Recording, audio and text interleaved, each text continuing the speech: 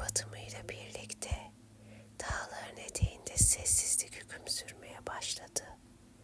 Buse eski bir tapınağın kalıntılarının arasında oturmuş, rüzgarın hafif esintisini hissediyordu. Gökyüzünde beliren ilk yıldızlar onun için bir anlam taşıyordu. Geceye doğru ilerlerken gözleri tapınağın derinliklerinde gizlenmiş bir geçide takıldı. Bir zamanlar dağın eteklerinde yıldızların ışığında kaybolan eski bir tapınak vardı. Tapınak zamanın büyüsünü taşıyordu ve gizemli ziyaretçileri ağırlardı. Ancak tapınağın gerçek sırrı duvarlarının arasında gizlenmişti. Buse dağın eteklerinde dolaştığı bir gün eski bir mağara keşfetti. Mağaranın girişinde durdu ve içeri adım attı. İçeride yıldızların izlerini taşıyan kayalardan yapılmış bir mekan vardı. Buse karanlıkta dolaşırken mağaranın derinliklerinde eski bir yazıt buldu. Yazıt tapınağın dışında eski bir mezarın işaret ediyordu. Yazıtı incelediğinde mezarın etrafında dolaşırken sonunda bir tünel buldu. Tünelin sonunda derin bir geçit ve yanında sessiz duran bir heykel buldu. Evet, zaten heykeller konuşamaz ama bu heykel sanki canlı gibiydi.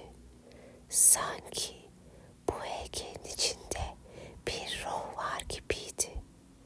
Heykel geçidin koruyucusu gibi duruyordu. Buse heykelin gözlerine baktı ve yavaşça konuşmaya başladı. "Benim adım Buse," dedi sessizce. "Sana zarar vermek istemem. Sadece sırrı çözmek istiyorum." Heykel Buse'nin sözlerini anladı. Yavaşça geri çekildi ve geçidin yanından uzaklaştı. Buse geçidin içine doğru ilerledi ve sonunda eski bir tapınağın kalıntılarına ulaştı.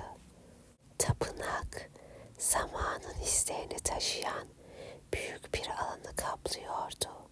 Duvarlarda eski yazıtlar ve resimler vardı.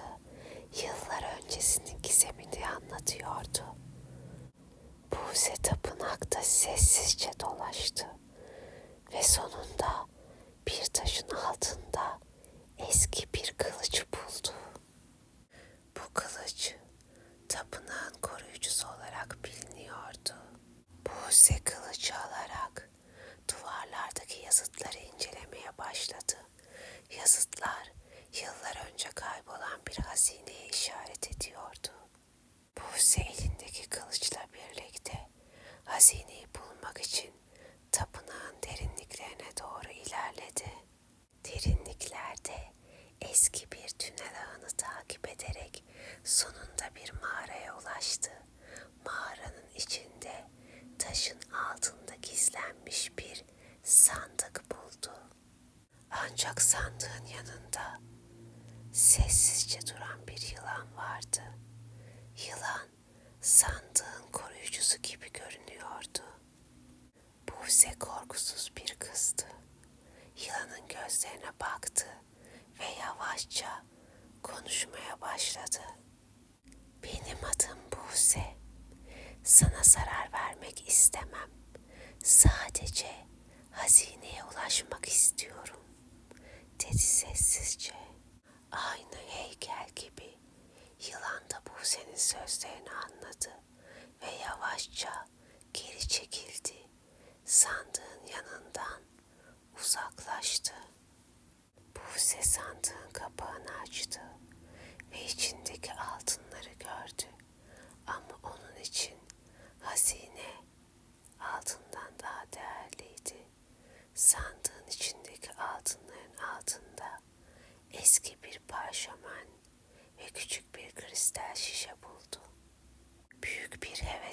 şömine açtı ve açtığında yıldızların sırrını anlatan eski bir metinle karşılaştı.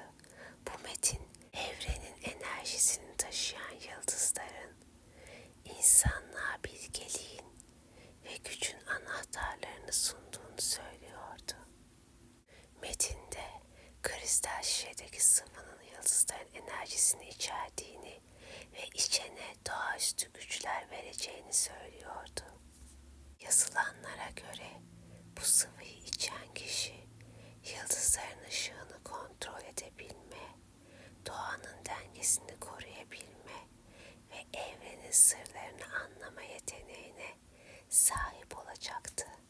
Üstelik yıldızların enerjisiyle harmanlanmış olan bu sıvıyı içene iyileştirme gücü, telepati ve zamanın içinde kısa yolculuk yapabilme yeteneği de kazandırılacaktı. Buse bu açıklamaları okurken kalbinde bir heyecan ve merak hissetti. Ah, bu şişenin içindekini kesinlikle içmeliyim. Bunlar harika özellikler diye düşündü ve şişeyi dikkatlice açtı. İçindeki sıvıyı içti. İçer içmez anında bedeninde bir sıcaklık ve enerji hissetti. Gözleri kapandı ve yıldızların parıltısını gördü. İçtiği bu sıvının etkisiyle Buse'nin zihni genişledi ve evrenin tüm bilgisine erişim sağladı. Artık gece gökyüzüne baktığında yıldızlar ona farklı bir şekilde parlıyordu. Buse tapınaktan aldığı hazine ve yeni kazandığı güçlerle doğanın ve yıldızların sırrını keşfetmek için yola çıktı. Bu olaydan sonra artık o yıldızların sırrını keşfetmiş bir koruyucu olarak anılacaktı. Buse yeni güçlerini kullanarak anında kasabaya döndü ve buradaki insanların yaşamlarını iyileştirmeye başladı. Kazandığı bu doğaüstü güçler sayesinde hastaları iyileştirdi, kurak toprakları verimli hale getirdi ve doğal afetleri önledi. Buse her gece yıldızların altında oturur ve onların enerjisini hissederdi. Artık evrenin sırlarına sahip biri olarak yıldızların ona anlattığı masalları dinler ve onların rehberliğinde yaşamını sürdürürdü. Yeni hikayelerde görüşmek üzere. Hoşça kalın. Takipte kalın.